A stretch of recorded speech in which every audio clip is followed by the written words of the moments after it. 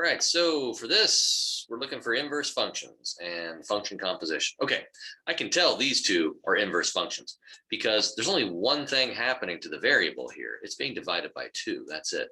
And the inverse function should do the opposite, multiply the variable by 2, and it does.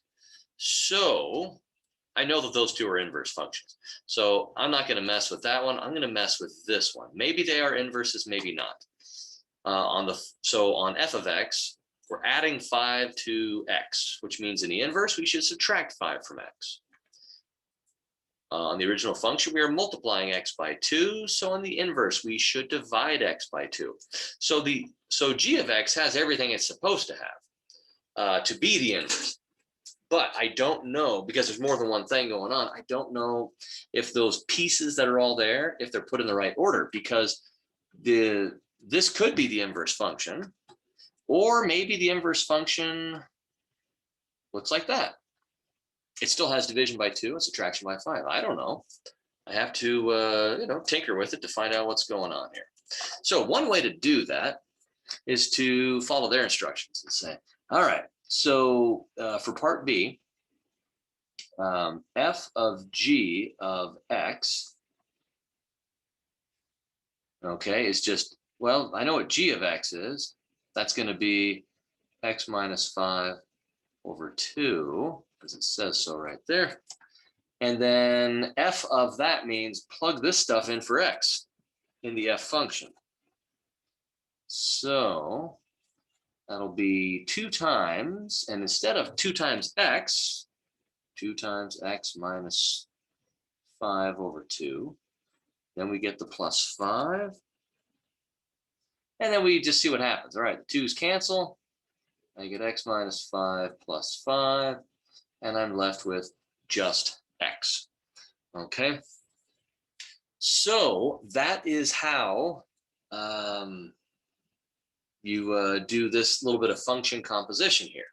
Now, whenever you plug a function into another function and you get x for your answer, then if you flip things around and say, all right, let's do it the other way, you're going to get x again for your answer.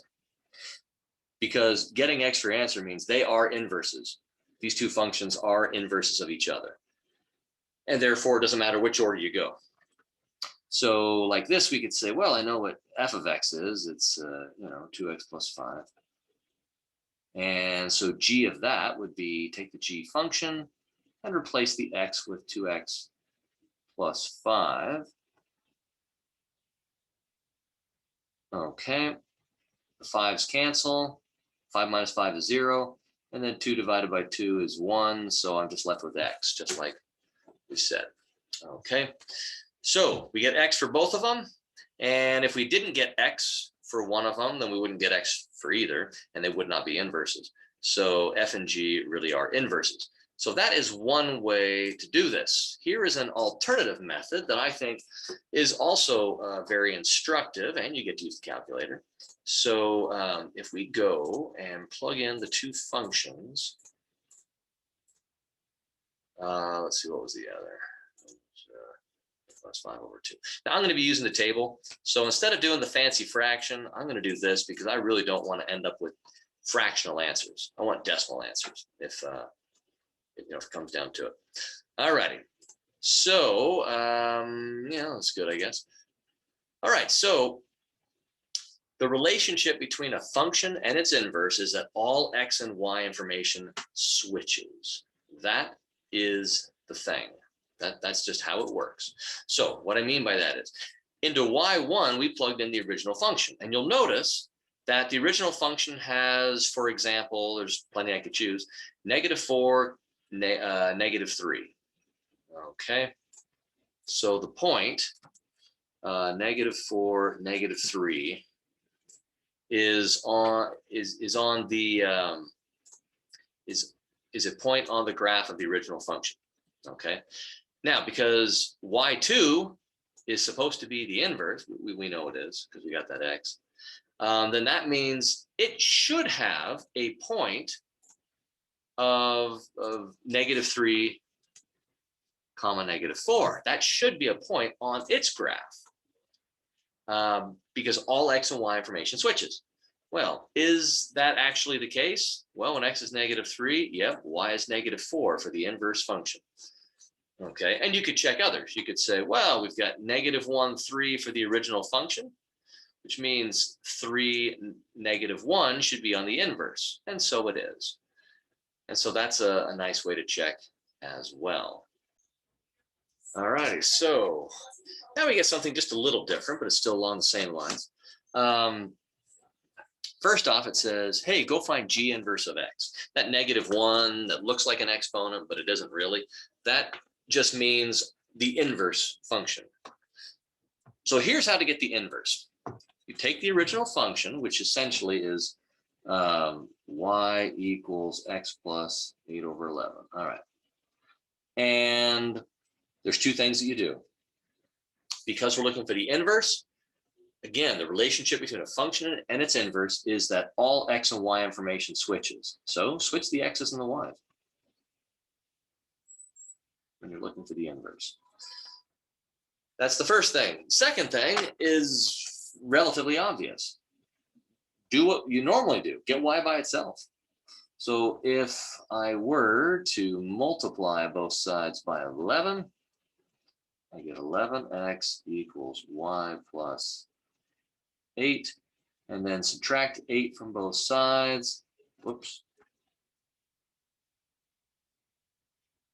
And then I'll just stick a little -1 up there to say, this is the inverse function. Okay.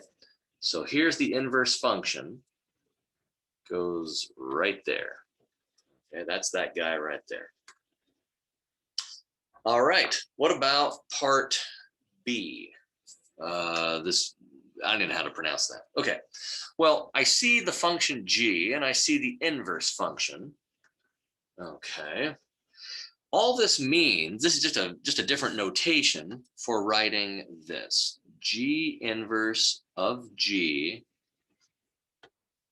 of 8. It's just a different notation. There's nothing to prove or really show. So g inverse of g of 8, and I apologize for my penmanship. It is abysmal. Okay, I do a little better on paper and not on a computer screen. Okay, so I got that. Now what? I don't know. Well, inside the parentheses, we see g of 8. We could evaluate that. Okay, we could say, well, g of 8 means just go to the g function and plug in 8. Okay, plug in 8 for x. Well, let's see. So that's going to be 16/11. Okay, that's something I know I can do. Now I've got what's inside the parentheses simplified. So now let's think about this g inverse. Again, we're starting from the inside and working our way out, just like order of operations. Well, g inverse of 16/11 says, well, here's our g inverse function over here.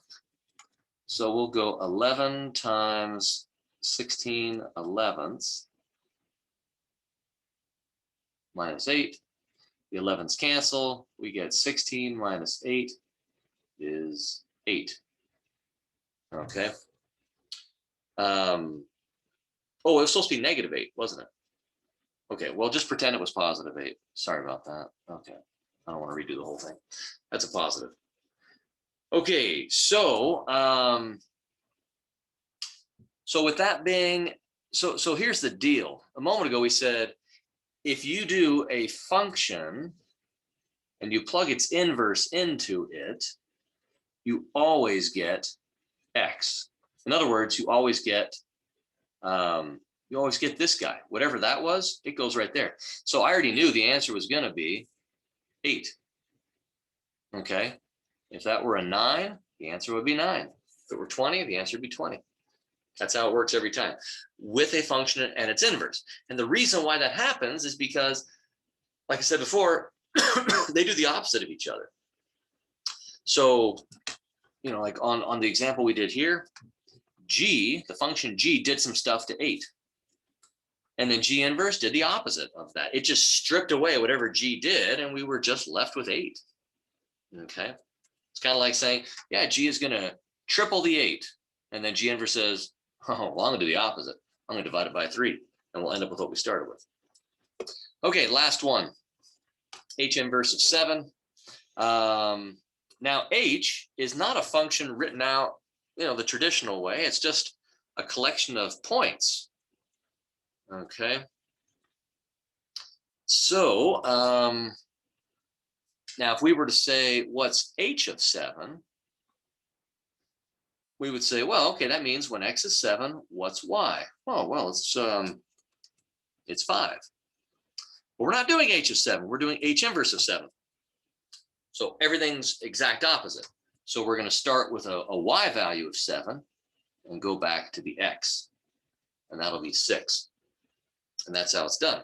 So for example, H inverse of 9, that'd be 3. H inverse of -2, that would be -8. And so on. Okay, so find the inverse. Okay, well, we already saw how to do that, so let's go do it. So essentially, this function is y equals 2x minus 1 over 9x plus 2.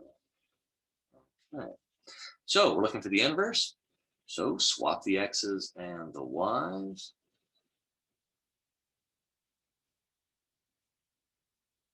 And then solve for y. Cool. So I'm going to start off by multiplying away the denominator because I can't solve for y if it's down in the denominator. Got to get them out of there. So I'll get 9xy plus 2x equals 2y minus 1. Okay, cool.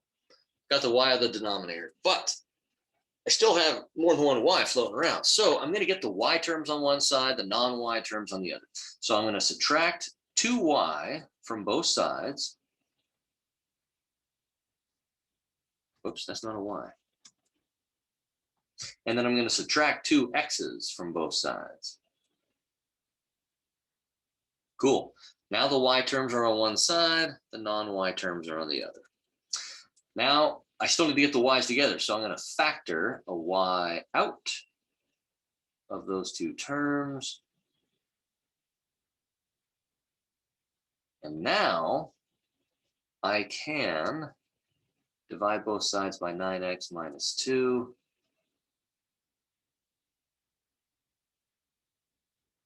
Those cancel. And that's my y inverse right there. Or I'm sorry, h inverse of x right there. -1 minus 2x over 9x minus 2. So there's that guy. All right, then it says, go get the domain and the range of each. Okay. Well, remember, all x and y information switches. And the domain, that is the set of all the x's that you're allowed to plug into a function. So if we know the domain of this guy, that'll be the range of this guy. And if we know this guy's range, that'll be this guy's range. Okay. Or domain. Okay. Anyway, so here's how it goes. So let's find the domain of this one. So that guy's domain, well, you can plug in whatever you want, except the denominator can't be 0 because division by 0 doesn't make sense. So 9x plus 2 cannot equal 0. That means it does not equal. So if I subtract 2 and then divide by 9, then x cannot be -2/9. That is the domain for the original function. Therefore, that would be the range for the inverse function. So range, and it says do it in interval notation. So everything except -2/9.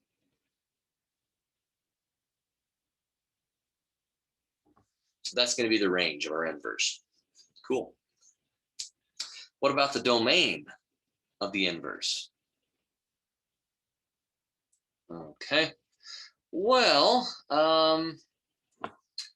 we can just get that directly. We can just look at the inverse function and say, well, what's going to be out of bounds?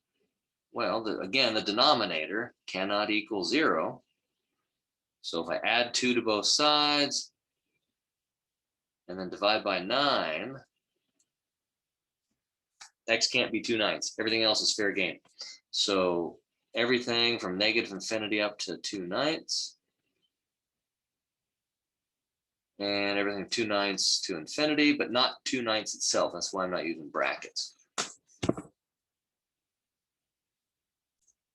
And so that's how it's done. Okay. And you could, if you want to, you could plug this function into the calculator and go to the table and see what kind of x values are actually being used to determine the domain, which kind of y values. It's going to be tough because there's only one number that's excluded in the range, and only one number excluded in the domain. But you could do it. You could tinker with it. Anyway, that's about it for that.